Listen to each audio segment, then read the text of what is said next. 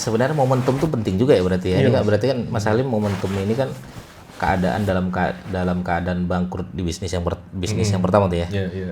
Ayam ya, Ayam geprek ya. yang geprek. Nah, momentum itulah titik balik akhirnya mencoba produk yang baru gitu kan. yang baru, Nah, ya. ini kan masuk bulan Ramadan nih. Ya, Orang kan menganggap Ramadan ini bagian dari momentum juga, Mas. benar.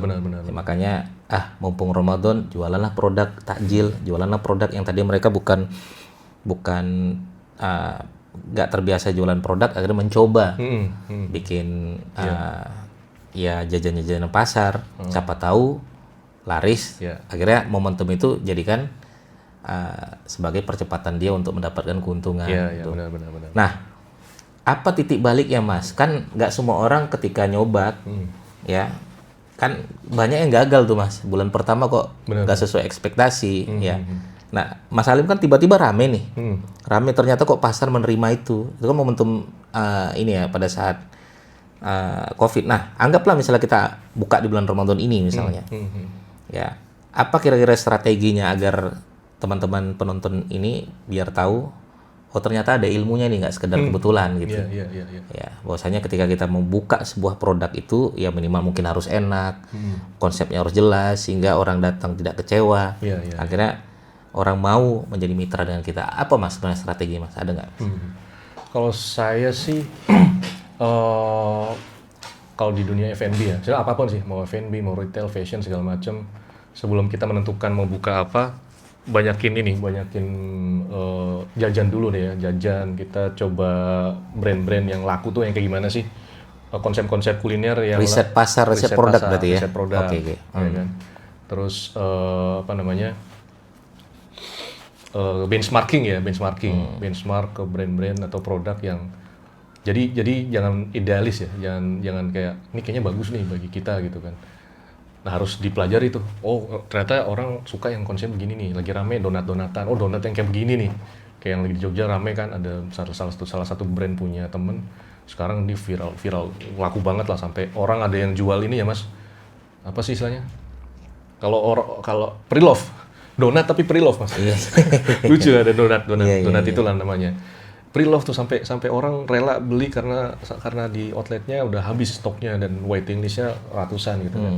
Oh, dan dia ternyata pun dia benchmarking dari brand yang lain lah. Oh, ternyata customer tuh suka donat yang modelnya begini nih. Iya. Tinggal dia bikin sendiri versi dia, terus brandingnya dibagusin gitu kan. Artinya market fit nih, ya kan, market fit. Terus misalkan lalapan yang prasmanan segala macam, teman saya juga buka, dia benchmarking dari spesial sambel, dari ayam penyet Surabaya segala macam gitu kan. Dan ketika dia launching, market fit intinya itu sih. Jadi pas puasa ini coba aja teman-teman mau jualan apa, makanan atau fashion segala macam, jajan lah, misalkan kalau di Jogja di Jogokarian ya. Jogokarian lah, ini rame-rame juga Jogokarian nih.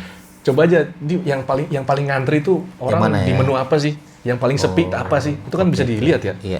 Oh, paling rame ini sempol misalnya. Iya. Atau menu apa nih? Menu gorengan kah atau apa segala macam. Iya. Nah, itu kayak pasti kayaknya di suatu tempat pasti ada tiba-tiba rame sendiri ya. Iya. Betul kan? Iya, Mas. Jadi ya ini berarti orang tuh suka ketika puasa makan yang begini nih. Kan kita kadang juga kok yang ini boothnya sepi nih ya kan. Terus lihat makanannya bukan, orang nggak familiar nih ketika buka puasa makan ini, misalkan terlalu rumit kah atau terlalu gimana gitu ya. Orang pengennya simple aja.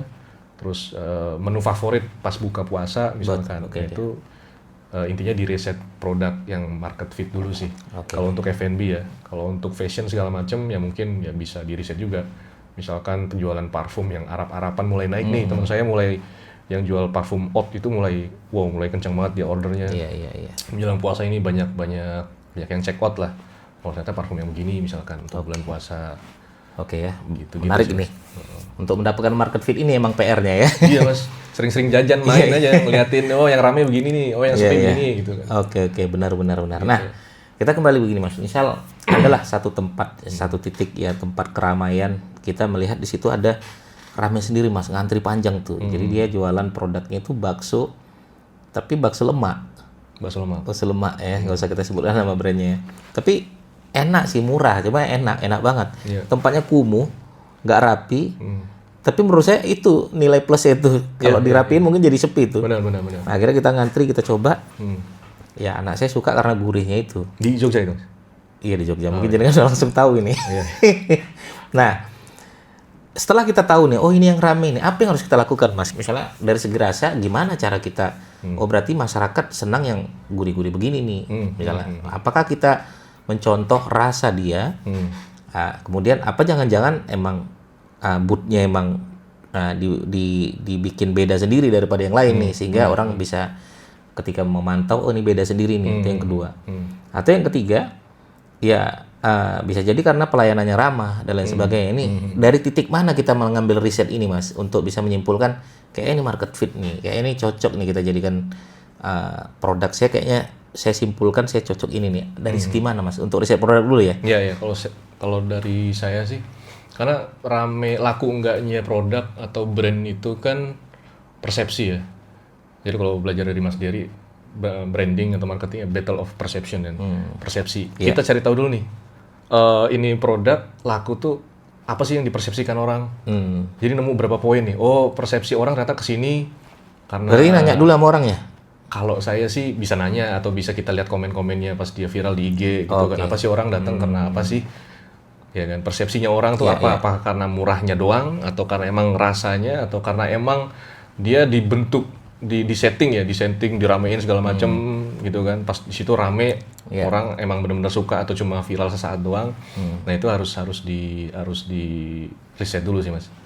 Apa sih persepsinya orang? Oh ternyata karena konsepnya yang sederhana terus murah misalkan, murah cuman rasanya value for money lah, misalnya bayar berapa sih harganya, Mas? Sekitar berapa? 1.000 sih. 1.000 ya? 1.000, ada yang 1.000, ada yang 2.000 per mangkok. Bukan per mangkok, per butir. Oh iya, misalkan dengan bayar segitu orang merasa dapat value yang tinggi misalkan. Kayak di mie gacuan kan, Mas ya. Mie gacuan orang bayar berapa sih? Berapa 15.000 atau berapa sih harganya itu? Sekitar segitu. Tapi mereka dapat value yang di atas tinggi, itu. Di atas itu kan. Tempatnya oke, terus produknya juga di luar ekspektasi lah ya. Pas saya juga nyobain mie gacuan, wih enak sih sebenarnya, tapi murah banget gitu. Iya. Nah itu sih, jadi ada value yang orang ngerasa mereka bayar tuh worth it banget lah. Jangan sampai di bawah ekspektasi, bayar segini, wah ini mah kemahalan misalkan. Nah itu yang harus kita riset, persepsinya orang terhadap tempat itu apa sih. Kayak teman kita Mas Ferry lah, yang punya brand itulah bakso ya, baksonya Mas Ferry, yang dia juga punya brand Pajero. Bakso Pajero kan. Nah dia benchmark di bakso Malang yang bakso presiden di Malang tuh. Oh ternyata orang ke situ nyari bakso bakarnya. Bukan karena kereta apinya ya? Iya, salah satunya mungkin ya. Salah satunya karena kereta api. Cuman maksudnya penjualan bukan paling tinggi ya, salah satu yang best seller dan marginnya lumayan tinggi ternyata bakso bakar gitu. Terus dia coba, oh ternyata di bakso Cak Man tuh orang suka nih konsepnya ngambil milih-milih sendiri baksonya ini. Nah dia combine tuh. Dia combine poin-poin market fit di beberapa brand, dia combine jadiin satu brand, dan akhirnya juga booming juga. Dan dia pelajari dengan persepsi orang di bakso presiden tuh apa sih persepsinya selain keretanya tadi ya. Oh orang ke bakso Cak Man persepsinya, oh puas nih ngambilnya. Biasanya orang mungkin beli bakso, ya udah terima aja nih paketnya dapat ini. Tapi orang bisa milih itemnya. Kayak di Marugame udon juga, oh bisa selain dapat udonnya bisa milih toppingnya, sate segala macam. Minumannya refill juga. Dia kumpulin tuh persepsi orang apa aja sih yang dia mau ke situ. Aku mau ke situ karena ininya nih, aku mau ke situ karena ininya. Gitu sih kalau dari saya, Mas. Nah, itu satu ya. Jadi kita bisa cerita dari situ. Dan Mas Halim juga bilang sepertinya minuman-minuman yang jangka panjang sepertinya menarik nih. Tadi kan di awal seperti itu. Sebagaimana tidak sekedar booming karena faktor ya booming sesaat saja nih. Kan khawatir begitu ya. Betul. Sebagaimana bisnis sebelumnya. Nah, berarti bermain di wilayah evergreen lah istilahnya ya, kapanpun dan dimanapun. Ibarat kata kalau kita bilangnya ini adalah makanan sejuta umat lah ya, atau minuman sejuta umat. Sedawet kan dari zaman nenek moyang kita kan ada sebenarnya. Nah, akhirnya mungkin pembedanya apa, Mas? Kenapa memutuskan es dawet ya, dan franchise-nya pun semua kalangan bisa masuk berarti kan? Apa yang kenapa ketika menyimpulkan sepertinya es dawet lah yang paling tepat dibandingkan yang lain nih. Apa ada persepsi yang lain untuk dari Mas Halim sendiri kira-kira? Ya,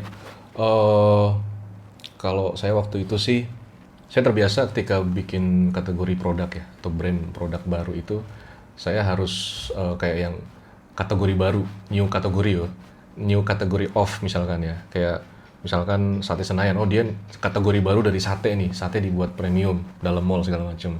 Terus Chat Time kategori baru dari boba gitu kan. Nah, dulu juga saya pas ayam geprek itu kategori baru dari geprek. Kenapa saya bisa bersaing dengan brand-brand yang lain yang dia gepreknya tuh biasa original lah, cuma main level-level cabai gitu kan. Nah, saya di geprek itu kategori baru dari produk geprek nih. Jadi geprek saya pakai saus, varian saus Mas. Ada saus barbecue, lada hitam segala macem gitu kan. Jadi tadi ya kategori baru dari produk itu apa. Nah, di Dawet juga sama, saya terapkan kayak gitu juga. Jadi apa sih ketika orang minum tuh, ya ini Dawet cuman kok dibikin kayak gini enak ya. Itu riset juga pas kita launching itu Mas. Ternyata kita nggak pakai santan nih. Oke, biasa mungkin Dawet pakai santan biasa lah ya. Oh, ada pembeda rata-rata orang pakai santan gitu kan. Terus kita pengen juga niche-nya itu orang yang lagi menghindari santan, kolesterol segala macam, tapi mereka juga bisa menikmatin produknya. Terus kita kemas gimana bisa masuk juga ke Gen Z dengan varian-varian rasa, ada Dawet matcha, Dawet Thai tea gitu-gitu kan. Oke, masuk di rasa anak muda. Iya, kategori baru dari ini, terus kita launching, oh ternyata feedbacknya bagus dan mereka matching dengan apa yang kita coba persepsikan tadi ya. Nah itu jadi salah satu USP lah ya. New kategori of Dawet, Dawet Kemayu yang ketika orang beli atau ketika orang beli kemitraan, oh ini beda nih, aku berani ambil kemitraan ini deh, ini beda dari yang lain. Oh aku pengen Dawet Kemayu karena ya beda sama cendol atau dawet yang pinggir jalan gitu kan. Gitu. Jadi new kategori of.